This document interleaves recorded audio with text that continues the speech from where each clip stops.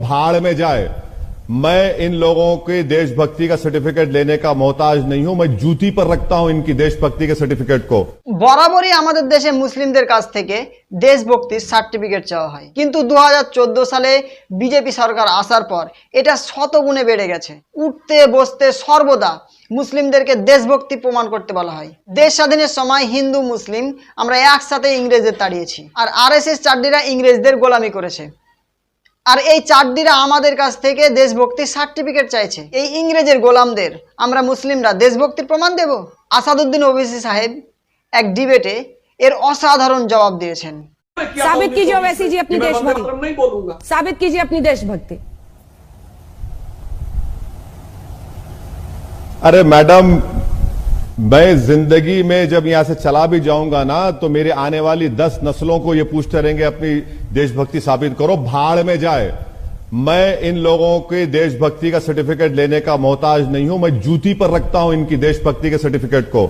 मैं भारत का वफादार हूं और रहूंगा इंशाअल्लाह ताला। अब रहा सवाल कि ये मुसलमान जिन्ना सुधार, क्या कितने मुसलमानों ने वोट दिया था मुस्लिम लीग को? क्या यूनिवर्सल सफरेज था जब कि हर कोई मुसलमान वोट दे सकता था?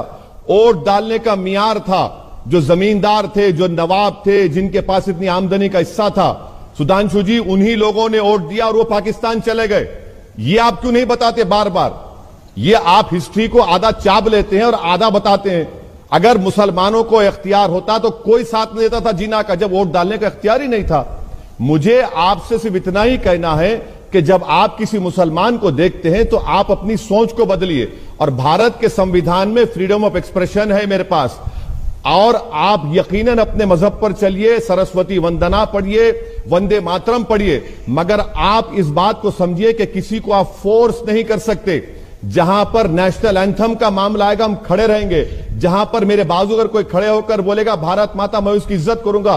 जहां पर मेरे साथ कोई खड़े होकर बोलेगा वंदे मातरम पढ़ूंगा, मैं बराबर खड़े रहूंगा। मगर अगर आप ये बोलेंगे कि नेशनल एंथम से हटके हम आपके गले पे रख देंगे, आप गरिए क्यों करेंगे? फ्रीडम ऑफ एक्सप्रेशन नहीं है भारत में? खत्म हो गया क्या? क्या मोदी की हुकूमत आई तो क्या किम जोंग की हुकूमत आ गई? क्या संविधान खत्म हो गया?